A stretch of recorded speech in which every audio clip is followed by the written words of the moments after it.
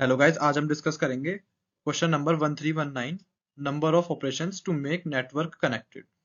तो इस क्वेश्चन में हमें एक vector of vector matrix given है कनेक्शंस के नाम से, जिसमें हमें एक अनडायरेक्टेड ग्राफ्स के एजेस दिए हुए हैं। और इस क्वेश्चन में हमें पहले से n गिवन है। n क्या है? हमारे नंबर ऑफ नोड्स, जो कि हमारे 0 से n-1 तक नंबर्ड हैं। और इन नोड्स को हमें क्वेश्चन में एज ए कंप्यूटर दिया हुआ है, जो कि एक बाय डायरेक्शनल इथरनेट केबल से कनेक्टेड है। और कुछ हमारे पास ऐसे भी कंप्यूटर्स हैं जो इस इथरनेट केबल के नेटवर्क में कनेक्टेड नहीं है।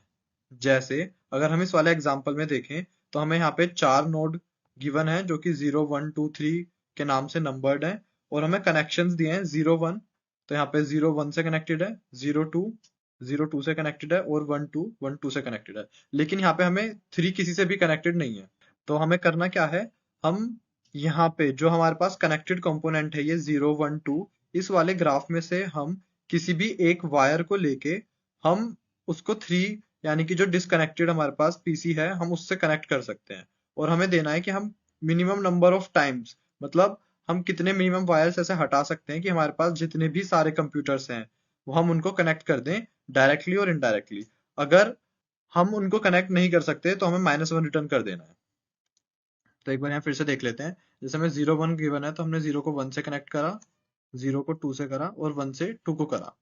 तो बेसिकली यहाँ पे हमारे पास 4 कंप्यूटर्स हैं, जिसमें 3 एक दूसरे से कनेक्टेड हैं डायरेक्टली और इनडायरेक्टली, लेकिन 3 किसी से भी कनेक्टेड नहीं है। और हमें इस कनेक्टेड कंपोनेंट में से मिनिमम वायर निकालने हैं, ताकि हम इस 3 को भी इस नेटवर्क में कनेक्ट कर सकें। तो हम क्या कर सकते हैं, हम हमारे पास 3 वायर हैं और 3 ही कंपोनेंट है। तो यानी कि यहाँ पे एक तरीके से देखा जाए तो साइकिल बनी हुई है। हम इस साइकिल को तोड़ सकते हैं, कोई सा भी वायर हम ले सकते हैं, ये वाला, ये या ये, और उसको हम 1 और 3 से कनेक्ट कर सकते हैं, या 2 और 3 से। लेकिन हमें ये नहीं बताना कि हम कौन सा वायर उठा के कनेक्ट करेंगे कहाँ पर। हमें simply minimum number of wire return करना है, जिससे हम पूरे सिस्टम को कनेक्टेड बना सकते हैं। तो सबसे पहली चीज हम क्या चेक करेंगे, एक बार इसको फिर से बना लेते हैं। तो सबसे पहली चीज, हम इसको अप्रोच कैसे करेंगे? हम इसे अप्रोच करेंगे डीएफएस से। हम पहले भी क्वेश्चंस कर चुके हैं कनेक्टेड कंपोनेंट्स निकालने के।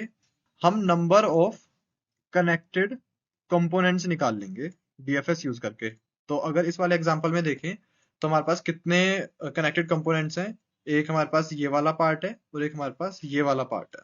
तो हमारे पास 2 कनेक्टेड कंपोनेंट्स हैं। ठीक है, तो अब हम क्या चेक करेंगे कि जो हमारे पास वायर्स हैं, यानी कि टोटल नंबर ऑफ वायर्स, या हम ग्राफ के टर्म्स में बात करें तो हम ये भी कह सकते हैं कि हमारे पास टोटल कितने एजेस हैं। तो ये हमें पता चल जाएगा जो हमारा ये कनेक्शन मैट्रिक्स है, इसके साइज से। ठीक है, तो यहाँ से अगर हम वायर ले लेंगे कनेक्शन मैट्रिक्स का साइज, तो हमारे पास नंबर ऑफ वायर आ जाएगा, जो कि इस केस में हमारे पास 3 होगा। तो हमारे पास कितने वायर हैं? 3। अब अगर हम ये देखें कि जो हमारे पास कनेक्टेड कंपोनेंट्स हैं वो वायर से कम है, या हम ये भी कह सकते हैं कि जो हमारे पास वायर प्रेजेंट है वो ज्यादा है अगर हमारे पास कनेक्टेड कंपोनेंट से। तो यानी कि हमारे पास जितने भी कंपोनेंट्स हैं हम उनको कैसे भी कनेक्ट कर सकते हैं, मतलब डायरेक्टली या इनडायरेक्टली। जैसे इस केस में हम चाहें तो ये वाला उठा सकते हैं, ये वाला उठा सकते हैं, या ये वाला उठा सकते हैं। क्योंकि अगर हम इनमें से कोई से एक को भी हटा देते हैं तो ये तीनों तो एक दूसरे से कनेक्टेड रहेंगे। सपोज अगर हम इसे हटा दें अभी, तो हमारे पास ये वाला पाथ तो है ना जिससे कनेक्टेड रहेंगे। तो और सेम इस वाले पाथ के साथ है, और सेम चीज इसी पाथ के साथ है। तो हम सिंपली चेक कर लेंगे कि जो हमारे पास वायर है क्या वो कनेक्टेड कंपोनेंट से बड़ा है। तो हम क्या करेंगे, अगर ऐसा है तो हम रिटर्न कर देंगे कनेक्टेड कंपोनेंट -1, मतलब नंबर ऑफ कनेक्टेड कंपोनेंट्स -1। क्योंकि जैसा अगर हम इस केस में देखें हमारे पास 2 कनेक्टेड कंपोनेंट्स थे। तो अगर हम इन दोनों कनेक्टेड कंपोनेंट्स को एक सिस्टम में लाना चाहते हैं, मतलब कनेक्ट करके एक सिस्टम में लाना चाहते हैं, तो हमें कितने वायर्स लगेंगे? अगर दो हमारे पास सपोज ऐसे नोड्स हैं, अगर हम इस पूरे को एक नोड की तरह ट्रीट करें और इस एक पूरे को नोड की तरह ट्रीट करें, तो हमारे पास 2 नोड हैं। ठीक है, तो हमें इसे कनेक्ट करने के लिए कितने एजेस चाहिए? 1, that is that is number of nodes -1। तो वही सेम चीज हमने यहाँ करी है कि हमने नंबर ऑफ कनेक्टेड कंपोनेंट्स को काउंट कर लिया और उसमें से -1 करके रिटर्न कर दिया। लेकिन हमारे पास यहाँ पे एक और एज केस आता है कि हमारे पास जो वायर्स हैं, अगर वो ही हमारे पास प्रेजेंट नोड्स से कम है, नोड्स यानी कि अगर हम क्वेश्चन के टर्म में बात करें तो जो हमारे पास कंप्यूटर हैं वो ही हमारे पास इतने ज्यादा हैं कि हम उनको सारी वायर से भी कनेक्ट कर दें, तब भी हम एक कनेक्टेड कंपोनेंट नहीं बना सकते। तो हम उस चीज को भी यहाँ पे चेक कर लेंगे कि अगर हमारे वायर इज ग्रेटर देन और इक्वल टू n-1, यहाँ पे n हमारे पास टोटल नंबर ऑफ नोड्स है। और ये थोड़ा कंफ्यूजिंग है, एक बार हम इसको कोड करते हैं और वहां पे समझने की कोशिश करते हैं, वहां ज्यादा अच्छे से समझ आएगा। तो हमने यहाँ पे बेसिकली क्या करा, जैसा हमने बात करी थी कि हमने एक वायर ले लिया कनेक्शंस डॉट साइज। तो हमने यहाँ पे एक वायर वेरिएबल ले लिया और उसमें हमने कनेक्शंस डॉट साइज कर लिया, जिससे हमारे पास क्या आ जाएंगे, नंबर ऑफ वायर। जैसे हमारे पास एक कनेक्शन मैट्रिक्स थी, इसमें हमारे पास कितने एजेस हैं, ये एक एजेस है, ये दूसरा, ये तीसरा, तो हमारे पास टोटल कितने एजेस हैं, 3। और हम ग्राफ में भी देखें तो हमारे पास 3 ही एजेस हैं। नंबर ऑफ वायर आ गया, हमने एक वेरिएबल को काउंट 0 से इनिशियलाइज कर दिया ताकि हम नंबर ऑफ कनेक्टेड कंपोनेंट्स को काउंट कर सकें। फिर हमने ग्राफ में ट्रैवर्स करने के लिए इस वेक्टर वेक्टर मैट्रिक्स से हमने सिंपली एक एडजेसेंसी लिस्ट बनाई है यहाँ पे, और हमने एक वेक्टर बनाया है n साइज का जिसको हमने फॉल्स इनिशियलाइज कर दिया है, ताकि हम जिस भी नोड पे यानी कि जिस भी हम कंप्यूटर पे विजिट कर चुके हैं हम उसको ट्रू मार्क कर देंगे। फिर हमने क्या करा, हमने 0 से n तक लूप लगाई और उसमें हमने डीएफएस को कॉल कर दिया अगर हमारे पास वो पर्टिकुलर नोड विजिटेड नहीं है तो, और हमने काउंट को प्लस प्लस कर दिया। अब इससे कनेक्टेड कंपोनेंट्स काउंट कैसे हो रहे हैं वो देख लेते हैं। जैसे हमारे पास ये टेस्ट केस था 0 1 2 3, और ये कुछ हमारे पास ऐसे कनेक्टेड था।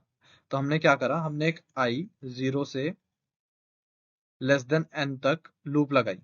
ठीक है, तो कहां से कहां तक चलेगी, 0 से n-1 तक चलेगी। दैट इज इस केस में ये चलेगी 0 से 3 तक। तो हमने इसको पहले कॉल करा 0 से, हम 0 पे गए, हमने अपने डीएफएस में 0 को ट्रू कर दिया। फिर हमने 0 के एडजेसेंट्स के लिए कॉल कर दिया, जैसे हमने 1 के लिए कॉल करा, तो 1 के लिए हमने जब कॉल करेंगे तो हम 1 को भी मार्क कर देंगे ट्रू। फिर हम 1 से देखेंगे कि 1 का जो एक एडजेसेंट है वो ऑलरेडी ट्रू है, फिर हम उसको दूसरे एडजेसेंट के लिए कॉल कर देंगे जो कि 2 है।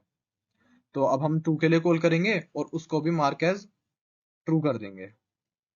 एट लास्ट जब हम इस 0 से डीएफएस लगाएंगे तो वो सिर्फ इस वाले पार्ट में चलेगा और टर्मिनेट हो जाएगा। ठीक है, तो ये कब हुआ, जब हमारा सिर्फ i0 हमने अपने डीएफएस में पास करा था, लेकिन हमने लूप तो 3 तक के लिए लगाया है। तो जब i इक्वल 1 जाएगा वो देखेगा ये ऑलरेडी विजिटेड है।